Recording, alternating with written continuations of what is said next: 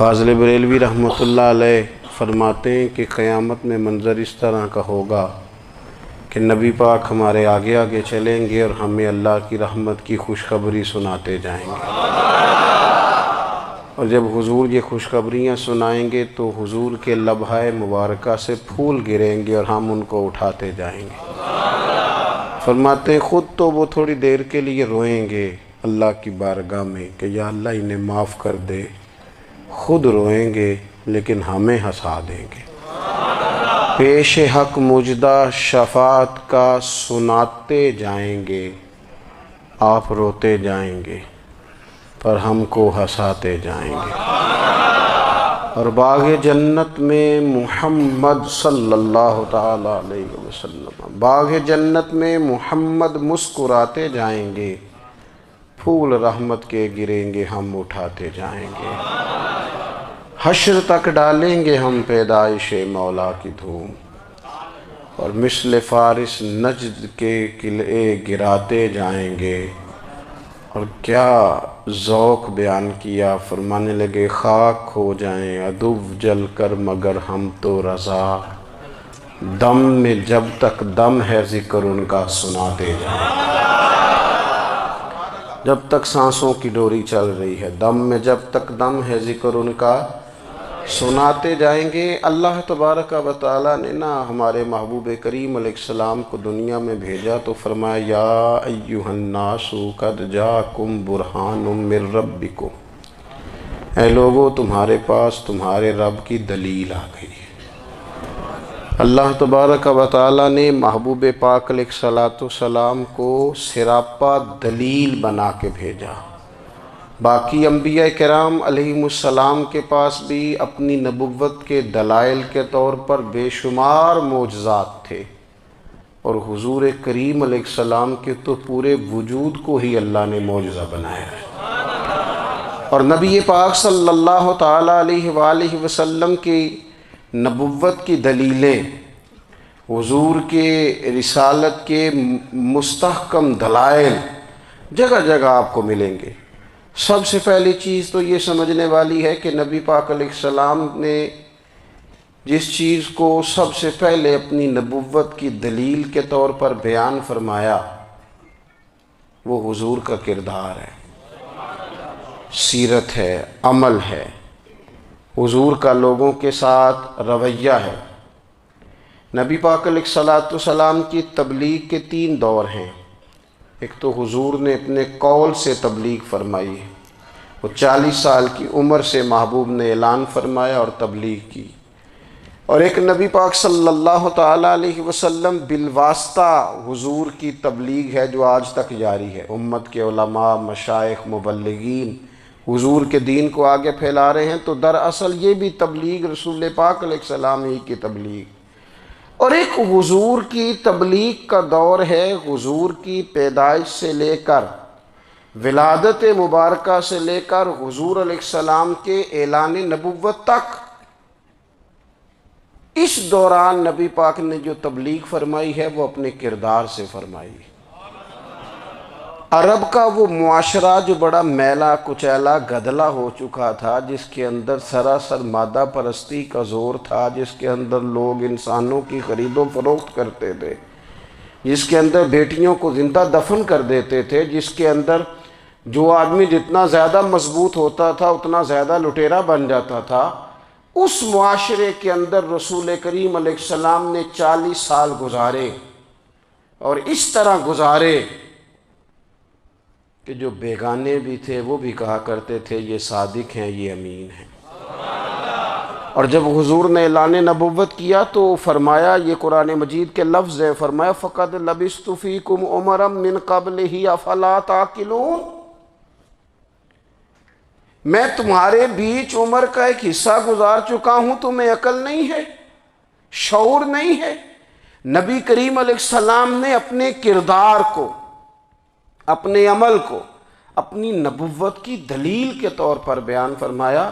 وہ تو حضرت حلیمہ بھی فرماتی ہیں نا، جب میں نبی کریم علیہ السلام کو اپنے گھر لے گئی تو میرا اپنا بچہ بھی دودھ پیتا تھا، 2 میرے بیٹے ہو گئے، ایک میری یہ نسبی اولاد اور حضور میری رضائی اولاد۔ تو کہتی ہیں جب میں کریم محبوب علیہ السلام کو اپنے سینے سے لگاتی تھی تو حضور میرے ایک پستان سے دودھ پیتے تھے اور دوسرا اپنے بھائی کے لیے چھوڑ دیا کرتے تھے۔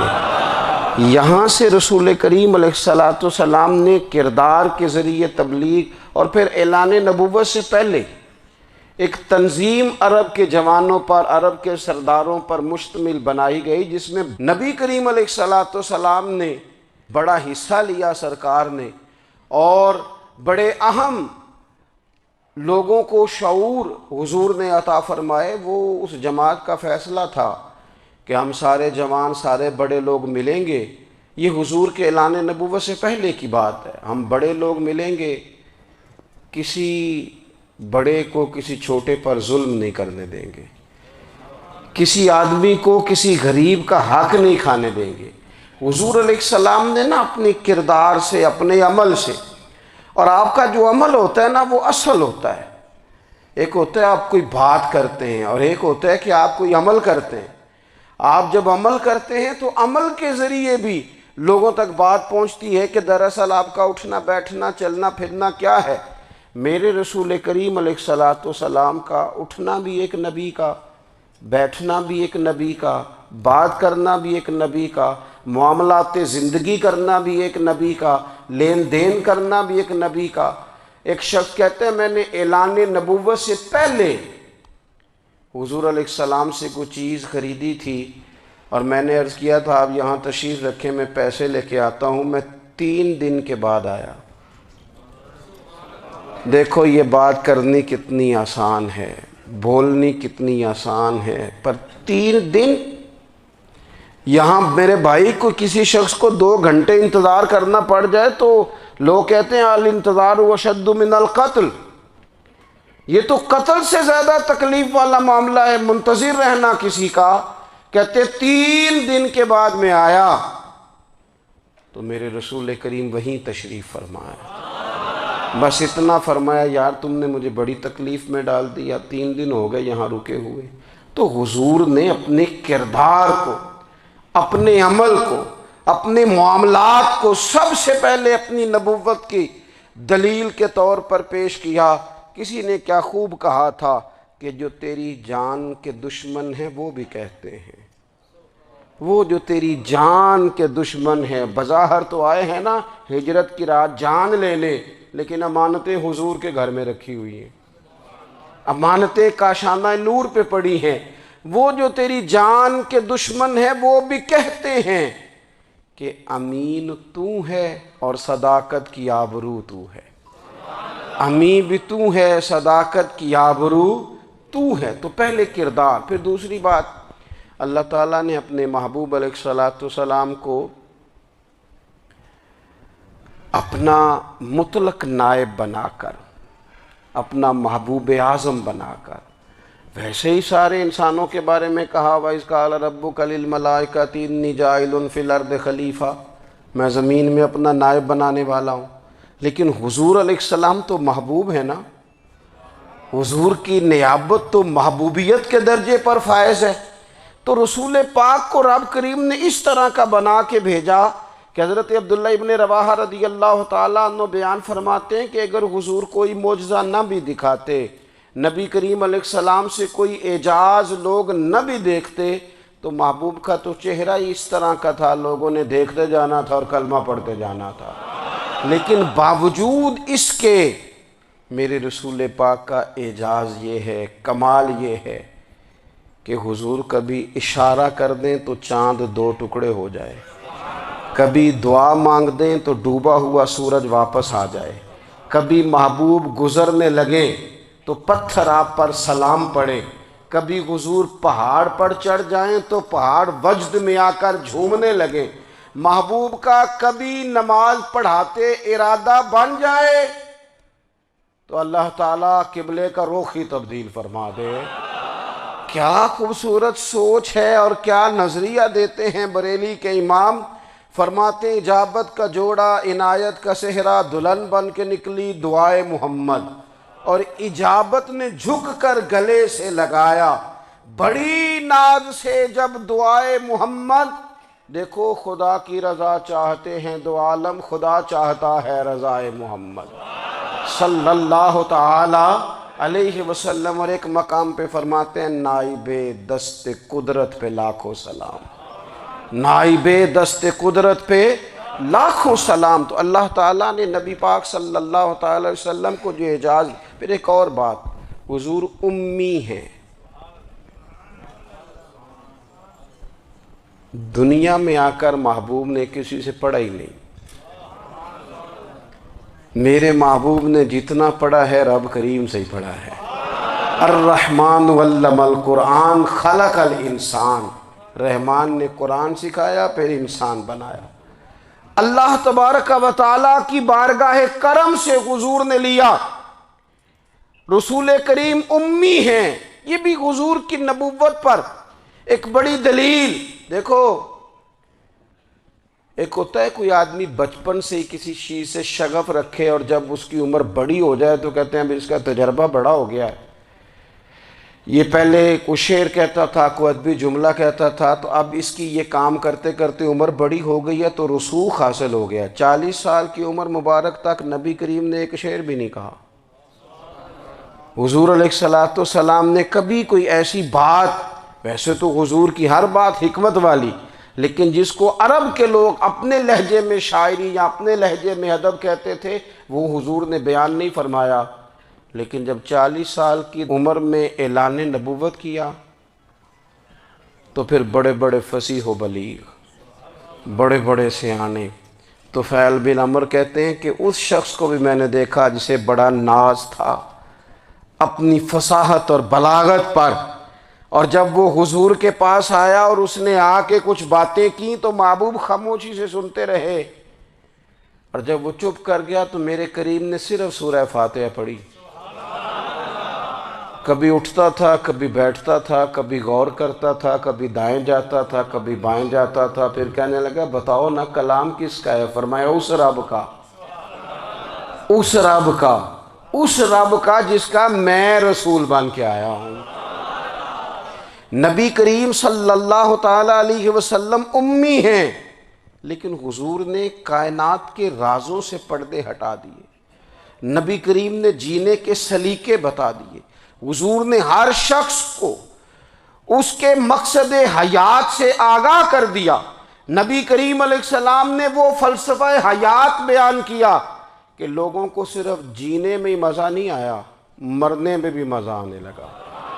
لوگ آگے بڑھ بڑھ کے جانیں پیش کرنے لگے، اپنی اولادیں قربان کر، جو فلسفیوں سے کھل نہ سکا اور نکتہ وروں سے حل نہ ہوا، وہ راز ایک طیبہ والے نے بتلا دیا چند اشاروں میں۔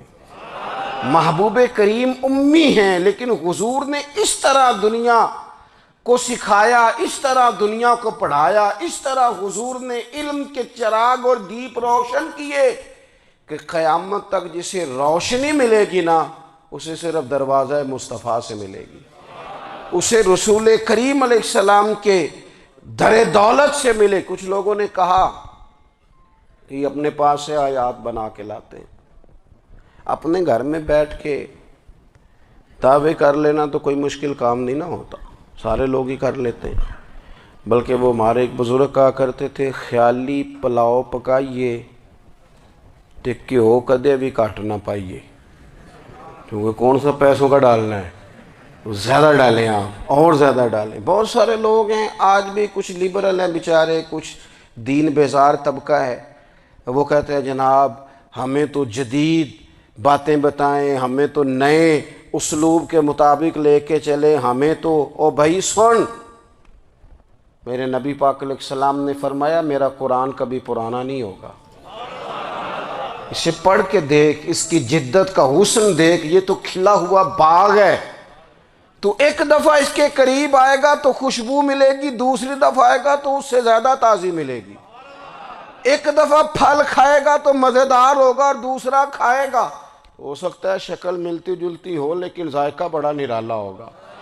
تو تو صحیح نا، جب کچھ لوگوں نے کہا یہ خود سے بنا کے آیات لاتے ہیں تو فرمایا وَإِن كُنتُمْ فِي رَيْبٍ مِّمَّا نَزَّلْنَا عَلَىٰ عَبْدِنَا فَأْتُوا بِسُورَةٍ مِّن مِّثْلِهِ۔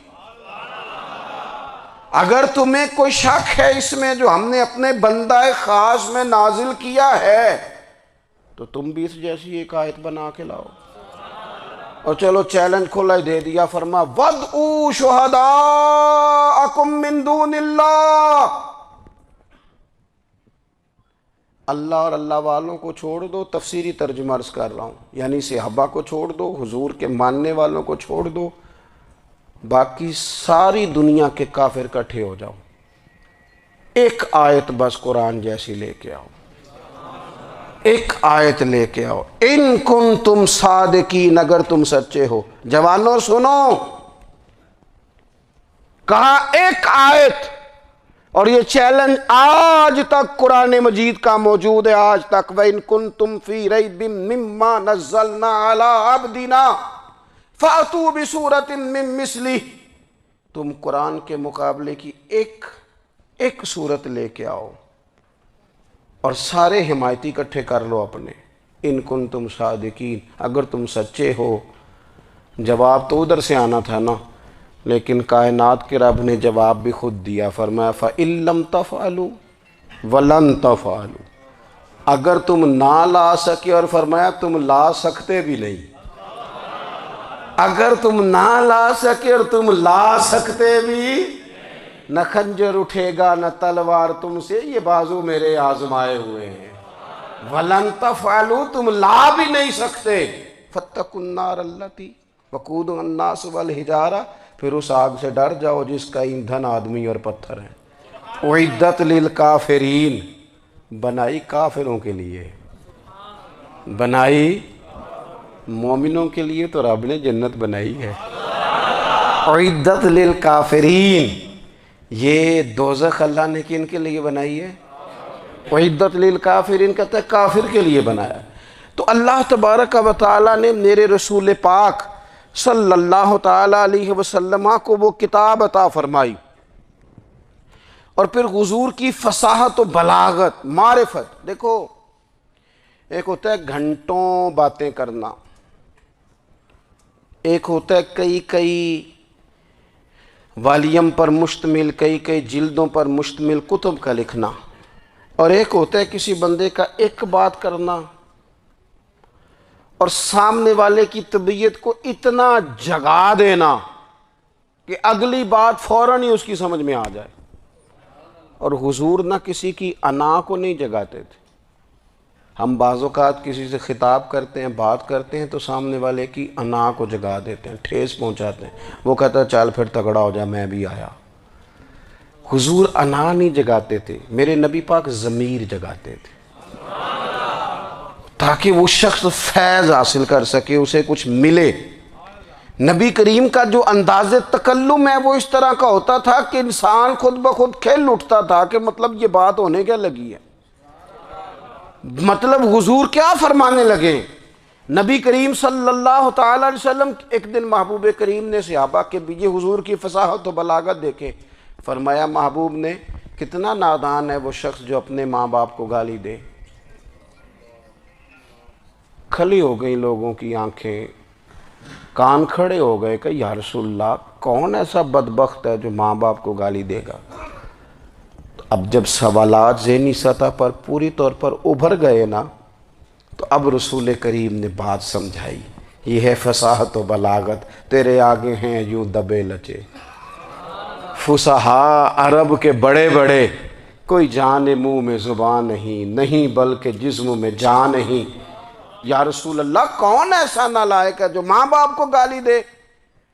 اب جب ذہنی سطح یہاں تک ابھر آئی تو اب حضور نے سمجھایا, فرمایا جب تم کسی کے ماں باپ کو گالی دو گے نا تو وہ بھی تو جواب میں تمہارے ماں باپ کو دے گا نا. تو فی نفس ہی یہ تم نے خود ظلم کیا ہے اپنے ماں باپ پر. کیوں تم نے ایسا لہجہ اختیار کیا کہ جس سے سامنے والے کی انا جاگ جائے اور وہ تمہارے مقابلے میں آ کر کے کھڑا ہو جائے. کیوں تم نے اس طرح کے انداز اختیار کیے کہ جس سے سامنے والا بھی سارے پنجے کھڑے کر کے باہر نکل آئے اور کہے آ جاؤ پھر میں بھی میدان میں حاضر ہوں. رسول کریم کی فصاحت بلاغت دیکھیں نا, حضور 2-4 جملوں میں ساری بات سمجھا جاتے ہیں. ایک حدیث پاک اگر ہماری سمجھ میں آ جائے ایک روایت نبی پاک صلی اللہ تعالیٰ علیہ وسلم نے فرمایا خوبصورت مسلمان وہ ہے جو بے مقصد باتوں کو چھوڑ دے. لو اس سے پوری زندگی سجائی جا سکتی ہے، ایک جملے سے پوری زندگی سواری جا سکتی ہے. کوئی لمبی چوڑی باتوں میں جانے کی ضرورت نہیں. کہا خوبصورت مسلمان یہ ہے جو بے مقصد باتوں کو چھوڑ دے، لا یعنی باتوں کو. کیا کہتے ہیں ہمارے دیہات کے لوگ، جڑے پنڈ جانا نہیں ادھر راہ پوچھنے دی. لیکن آج کل لوگ باز آندے یعنی جس بات کا بالکل تعلق نہیں نا وہ بات بھی کرتے جاتے ہیں، جس کا شعبہ ہی نہیں وہ بھی چھلانگ لگا کے اس میں آ جاتا ہے. ہم اپنا وقت ضائع کرتے ہیں، اپنی صلاحیتیں ضائع کرتے ہیں، اپنا نقصان کرتے ہیں. ہم اپنا کام صحیح کر کے نہیں کرتے اور دوسری ساری دنیا کو ٹھیک کرنا چاہتے ہیں. او بھائی آپ جس جگہ جس شعبے سے تعلق رکھتے ہیں آپ اپنے معاملات میں مضبوطی پیدا کریں. حضور نے اپنی فصاحت کے ساتھ بلاغت کے ساتھ لوگوں کو قائل کیا، اور قرآن مجید کی تاثیر کا یہ اثر میرے کریم رسول نے دکھایا کہ رات کو جب حضور بیٹھ کے قرآن پاک پڑھتے تھے نا، جب یاسین والے نبی خود یاسین کی تلاوت کریں، جب طٰہٰ والے محبوب خود طٰہٰ کی تلاوت کریں، غور کرو نا جب مدثر والے محبوب خود ان جملوں کو ادا کریں، یعنی جن کے بارے میں آیت آئی ہے جب وہی یہ آیت پڑھیں کہ اِنَّا أَعْطَيْنَاكَ الْكَوْثَرَ، یعنی جن کا ذکر ہو رہا ہے جب وہ یہ بات کریں کہ یا ایھا النبی اِنَّا أَرْسَلْنَاكَ شَاہِدًا وَمُبَشِّرًا وَنَذِیرًا لِتُؤْمِنُوا بِاللَّهِ وَرَسُولِهِ وَتُعَزِّرُوهُ وَتُوَقِّرُوهُ وَتُسَبِّحُوهُ بُكْرَةً وَأَصِیلًا، جن کے بارے میں آیت آئی ہے جب وہ یہ کہہ رہے ہوں کہ وَرَفَعْنَا لَكَ ذِکْرَكَ، جب وہ کہہ رہے ہوں وَالضُّحَىٰ وَاللَّيْلِ إِذَا سَجَىٰ، ذرا اس کیفیت کو دیکھیں جب محبوب خود پڑھ رہے ہوں، اور جو حضور پر آئی ہیں اس کا ذائقہ، اس کا لطف، اس کا انداز بھلا کیا ہوگا. حضور جب رات کو پڑھتے تھے نا قرآن پاک تو جو پکے کافر تھے نا ابو جہل جیسے لوگ وہ بھی جھاڑیوں میں چھپ چھپ کے مدینے والے کی تلاوت سنا کرتے تھے، حضور کی تلاوت سنا کرتے تھے. یہی بہتر ہے کہ پردوں میں وہ پردہ پوش رہے، وہ اگر پردے ہٹا دے تو کسے ہوش رہے. رسول کریم علیہ السلام کی تلاوت کا سننا، قریب جانا، یہ اعجاز ہے. حضرت فاروق اعظم کہتے ہیں میں طبیعت کا بڑا ڈاڈا تھا، مزاج کا بڑا سخت تھا، زندگی ہمیشہ ڈٹ کر گزاری، باتوں پر کھڑا رہنا آتا تھا، پر جب میری بہن نے مجھے چند آیتیں سنائی نا تو میں تڑپ ہی گیا. کروں آیا سا مار مقامنے نو، ہن مینو مار دے لے چلو. اوے متے عمر دی عمر برباد ہو جائے جتھے عمر سوار دے لے چلو. یہ اعجاز ہے رسول کریم صلی اللہ تعالیٰ علیہ وسلم پر نازل ہونے والی کتاب کا. پھر حضور نے خبریں دی، نبی پاک نے خبریں دی. حضور نے فرمایا روم فتح ہوگا، وہ ہوا. نبی کریم علیہ السلام نے فرمایا شام فتح ہوگا تو شام فتح ہوا. فرمایا ایران فتح ہوگا تو ایران فتح ہوا. سراقہ بن مالک کہتے ہیں ایک گاؤں پر بھی مسلمانوں کی حکومت نہیں تھی. ایک گاؤں پر حضور مکہ مکرمہ سے نکل رہے تھے، مدینہ طیبہ تشریف لے جا رہے تھے، ابھی راستے میں تھے. میں 100 سرخ اونٹوں کے لالچ میں معاذ اللہ حضور کو گرفتار کرنے پہنچ گیا. محبوب نے حکم دیا، حضور کا معجزہ میں نے آنکھوں سے دیکھا، میرا گھوڑا زمین میں دھستا چلا گیا. میں نے معافی مانگی، حضور نے معاف کر دیا. میں نے سمجھا اچانک ہو گیا ہے. یہ منوانا بھی بڑا مشکل کام ہے. شجر و حجر پہچان گئے، انسان کی نظروں میں شاکی رہا. یہ کچھ ایسے لوگ ہیں جن کو منوانا توبہ توبہ، ماننے کو تیار نہیں، دیکھ دیکھ کے بھی ماننے کو تیار ہے نہیں، ماننے کو تیار ہی نہیں. کہتے ہیں کہ میں نے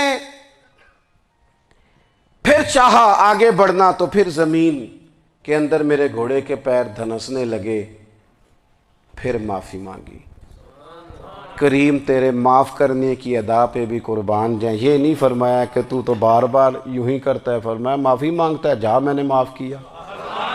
کہتے ہیں 3 دفعہ میں آگے بڑھا، 3 دفعہ حضور نے معاف کیا تو مسکرا کے فرمانے لگے تو یہاں مجھے گرفتار کرنے آیا ہے، وہ کیسر روم کا علاقہ فتح ہوگا۔ وہ کنگن جو پہنتا ہے نا ہاتھوں میں، بادشاہ کے کنگن معروف ہیں، وہ تیرے ہاتھوں میں آئیں گے۔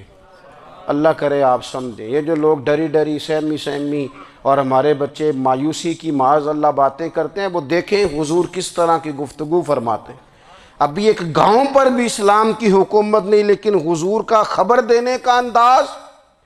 کریم فرمانے لگے وہ کیسر روم کے جو کنگن ہوں گے وہ تیرے ہاتھوں میں آئیں گے۔ جناب سراقہ بن مالک فرماتے ہیں کہ میں مسلمان ہو گیا، حضور کا وصال ہو گیا، کنگن نہیں آئے۔ حضرت ابوبکر صدیق کا وصال ظاہری ہو گیا، کنگن نہیں آئے۔ جناب عمر کا دور آ گیا، سراقہ بوڑھے ہو گئے۔ کوئی بندہ پوچھتا نا کہ اب تو عمر ڈھل گئی ہے، زندگی کا پتہ نہیں، کہنے لگے نہیں میں نہیں جاتا، جب تک کنگن نہیں آتے اسرائیل کوئی نہیں آئیں گے، کیونکہ ساڈے نبی دی زبان ساڈے واسطے قرآن۔ جو دن کو کہہ دیا دن ہے تو دن نکل آیا، جو شب کو کہہ دیا شب ہے تو رات ہو کے رہی، اور خدا نے ان کی زبان کو وہ اختیار دیا، جو نکلی منہ سے ان کے وہ بات ہو کے رہی۔ اور فاضل بریلوی کا تو انداز ہی پھر انوکھا ہے نا، وہ تو کہتے ہیں وہ زبان جس کو سب کن کی کنجی کہیں، جس کو سب کن کی کنجی کہیں، اس کی نافذ حکومت پہ لاکھوں سلام۔ کہنے لگے نہیں آتے حضرت اسرائیل، فکر نہ کرو، بوڑھے ہو گئے تھے، نکلنا گھر سے بند کر دیا تھا۔ حضرت عمر کا دور تھا، کنگن آ گئے۔ حضرت فاروق اعظم نے ان کے پوتوں سے، نواسوں سے، بچوں سے کہا جاؤ بلا کے لاؤ، کہا دادا جان بوڑھے ہیں، فرمایا تم کان میں کہہ دینا کنگن آ گئے، پھر تم دیکھنا تو صحیح۔ پھر حضرت سراقہ آئے، حضور نے جو خبریں دیں، نبی پاک علیہ الصلوۃ والسلام نے جو گزشتہ قوموں کے احوال بیان کیے، اور پھر میرے نبی پاک علیہ الصلوۃ والسلام نا دنیا میں عزتیں دینے آئے، عزتیں۔ یہ مزاج ہمیں کم کرنا چاہیے، یہ جو ہم ساری زندگی اس کام میں لگا دیتے نا کسی کو نیچا کیسے دکھانا ہے، یہ انداز حضور نے نہیں ہمیں دیا۔ آپ دیکھو حضور تشریف لائے تو ہمیں پتہ چلا کہ حضرت یوسف جیسا سونا کوئی نہیں، حضور تشریف لائے تو ہمیں پتہ چلا کہ حضرت داؤد جیسی خوبصورت آواز کسی کی نہیں، حضور تشریف لائے تو ہمیں پتہ چلا کہ جناب عیسیٰ علیہ السلام کا فقر اختیاری کس طرح کا تھا، محبوب تشریف لائے تو ہمیں پتہ چلا کہ حضرت موسیٰ کا جلال کس طرح کا تھا۔ یہ تو حضور آئے تو نبی پاک علیہ السلام نے اس کی بھی عظمت بیان کی، اس کی بھی شان بیان کی۔ حضور نے بتایا کہ ابو بکر صدیق کی شان کیا ہے، فاروق اعظم کا مرتبہ کیا ہے، عثمان غنی کی حیا کیا ہے، مولا علی کی شجاعت کیا ہے، اہل بیت نبوت کی عظمت کیا ہے۔ حضور آئے عزتیں دینے، ماں کو عزت دی مدینے والے رسول نے، کہا جس کا باپ راضی ہو گیا اس کا رب راضی ہو گیا۔ فرمایا جو 2 بیٹیاں 3 بیٹیاں 4 بیٹی بہنیں یا 1 بیٹی یا بہن بیاہ کے آ گیا نا، اس طرح میری 2 انگلیاں جڑی ہوئی ہیں، میرے ساتھ جڑ کے جنت میں جائے گا۔ رسول کریم صلی اللہ تعالی وسلم نے عزت دی، عزت دی۔ حضور عزتیں دینے، کوئی اعزاز نہیں، ان پڑھ بندہ ہے، سادہ ہے، غریب ہے، مزدوری کرتا ہے، ہاتھوں پہ چھالے، یا رسول اللہ اس کا بھی کوئی اعزاز ہے؟ قربان جائیں، میرے کریم نے عزت دی، فرمایا محنت کر کے روزی کمانے والا تو اللہ کا دوست ہے، یہ اینٹیں اٹھانے والا، یہ مشقتیں کرنے والا، یہ صبح دیہڑی پہ جانے والا، یہ بیچارہ جو اچار سے روٹی کھاتا ہے، تو نے ہر شخص کی قسمت میں یہ عزت لکھی۔ اور آخری خطبے کی صورت میں وصیت لکھی۔ رسول کریم نے ہر بندے کو اعزاز دیا، عظمتیں دی، حضور عزتیں دینے آئے۔ نبی پاک علیہ السلام نے اعزازات دیے، حضور نے نوازا۔ یہ ساری چیزیں میرے رسول پاک کی تشریح، اور پھر یہ جو حضور کے صحابہ اور اہل بیت ہیں نا، یہ بھی میرے نبی پاک کی نبوت کی دلیل ہے۔ اتنی جلدی انقلاب آیا نہیں کرتے۔ وہ کل تک جو رہزن تھے، حضور نے راہبر بنا دیے۔ وہ لوگ جو کل تک ایک دوسرے کے گلے کاٹ کے کھاتے تھے، ایک دوسرے کو مارتے تھے، تکلیف پہنچاتے تھے، برادریزم پہ لڑتے تھے، حضور نے بھائی بھائی بنا دیے۔ ایک پلیٹ میں کھانا کھانے لگے، سیدنا بلال حبشی، صہیب رومی، سلمان فارسی، حضور نے یوں کر کے ملا دیا۔ نبی کریم علیہ السلام نے تقسیمیں ختم کر دی دنیا میں۔ حضور کے صحابہ نے اپنا کردار اس طرح کا دکھایا، اتنا بلند کیا، اور صحابہ کرام علیہم رضوان اس کو دے کر اتنی بلندیوں پہ گئے کہ گواہیاں اللہ کا قرآن دیتا ہے۔ فرمایا محمد الرسول اللہ والذین معہ اشداء علی الکفار رحماء بینہم تراہم رکعا سجدا یبتغون فضلا من اللہ ورضوانا۔ فرمایا یہ جو میرے محبوب کے ساتھ والے ہیں، کافروں پر سخت ہیں، آپس میں نرم دل ہیں، تم جب بھی انہیں دیکھو گے سجدے کرتے دیکھو گے، رکوع کرتے دیکھو گے، تم انہیں دیکھو گے اللہ کی رضا کے متلاشی ہیں۔ انہیں ساری مادہ پرستی سے نکال کر محبوب نے رب کی رضا کے رستے پہ ڈال دیا۔ میرے نبی کریم سید عالم صلی اللہ تعالیٰ علیہ وسلم کی نبوت کے دلائل کے طور پر یہ ساری چیزیں آئیں۔ بس میں بات سمیٹنے لگا ہوں۔ حضور کا جو اخلاق ہے نا، وہ بھی نبی کریم علیہ السلام کی نبوت کی بہت بڑی دلیل ہے۔ وَإِنَّكَ لَعَلَىٰ خُلُقٍ عَظِيمٍ۔ محبوب ہم نے آپ کو نا خلق عظیم کا مالک بنایا ہے۔ کچھ لوگ سمجھتے ہیں صرف آپ کا بولنے کا انداز ٹھیک ہو تو آپ با اخلاق ہیں۔ نہیں بھائی، بولنے کا انداز ٹھیک ہونا با اخلاق نہیں، سچ بولنا اخلاق کی علامت ہے۔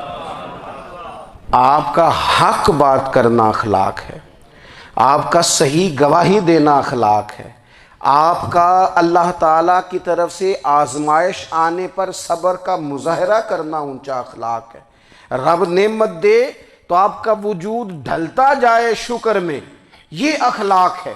رب کریم اگر آپ کو کسی وقت کسی آزمائش میں اپنی حکمت سے ڈالتا ہے تو عزت نفس کو برقرار رکھنا، خودداری کو برقرار رکھنا، یہ اخلاق۔ نبی پاک نے اعلیٰ ترین اخلاق کی بات بتائی، اعلیٰ ترین۔ حضور نے لوگوں سے بیعت لیتے وقت کہا تھا میرے ہاتھ پر بیعت کرو، چوری نہیں کرو گے۔ نبی پاک علیہ السلام نے مختلف امور پر بیعت لی۔ حضرت حکیم بن حزام کہتے ہیں حضور نے میرے ہاتھ پہ ہاتھ رکھ کے کہا میرے ہاتھ پہ ہاتھ رکھ کے بیعت کرو کہ کسی دنیا دار سے سوال نہیں کرو گے، خودداری سے زندگی گزارو گے، عزت نفس سے جو رب نے تمہیں دیا ہے تم اس پر راضی رہو گے۔ لوگوں کی جیبوں کو ٹٹولنا، دوسروں کی دولتوں پہ راج کرنا، دوسروں کے مال پر نگاہیں ڈالنا اللہ کے حبیب نے پسند نہیں فرمایا۔ فرمایا بیعت کرو کہ تم کبھی کسی سے سوال نہیں کرو گے۔ حد ہو گئی۔ نبھانے والوں نے پھر اس عہد کو نبھایا اور کمال کر دی۔ حضرت حکیم بن حزام گھوڑے پہ بیٹھے تھے، ہاتھ میں درہ تھا، وہ زمین پہ گر گیا، قریب غلام کھڑا تھا۔ حضرت حکیم بن حزام خود گھوڑے سے اترے، درہ اٹھایا، دوبارہ گھوڑے پہ بیٹھے۔ غلام عرض کرنے لگا حضور مجھے بتا دیتے میں اٹھا کر دے دیتا۔ آنکھیں چمک اٹھیں، فرمانے لگے کیسے بتا دیتا، اپنے رسول سے وعدہ کیا ہے کبھی کسی سے سوال نہیں کروں گا، کبھی سوال نہیں کروں گا۔ اللہ کے محبوب نے ہمیں اعلیٰ اخلاقی قدروں کی بات ہمیں سکھائی ہے۔ ہم دیکھتے ہیں کہ بڑی جلدی 2 4 5 لوگوں کے غصہ دلانے پر ہم ساری اخلاقی حدوں کو کراس کر جاتے ہیں۔ دوستو ہمارا ایک ویژن ہونا چاہیے، ہمارے ذاتی رویے بڑے معتبر ہونے چاہیے، لین دین کے معاملات کے اندر مسلمانوں کو بڑا صاف ستھرا ہونا چاہیے۔ ہمیں اپنی معاشی زندگی میں روزمرہ کے معاملات میں ہماری توجہات کا مرکز صرف اللہ رسول کی ذات ہونی چاہیے۔ رب کریم نے اپنی حکمت سے کسی کو کتنا دیا ہے، یہ اس کی حکمت کے تقاضے ہیں۔ ہمیں اس نے جس رنگ میں جس حال میں رکھا ہے، ہمیں اپنے رب کی رضا پر بہت زیادہ مطمئن ہونا چاہیے۔ اچھا، پھر ایک اور بات، جن چیزوں کو ہم نے دکھ بنایا ہے نا، یہ تو وہاں دکھ تھا ہی نہیں۔ مہینہ مہینہ چولہا نہیں جلا، لیکن کسی جگہ اظہار غربت ہے حضور کی اولاد پاک کا یا صحاب کا یا ازواج کا۔ مہینہ مہینہ چولہا نہیں جلا، لیکن یہ اخلاق عالیہ کا حسن دیکھو۔ اپنے گھر مہینہ مہینہ چولہا نہیں جلا، جو مانگنے آیا اسے جھولی بھر کے عطا فرمایا، کوئی دروازے سے خالی نہیں گیا۔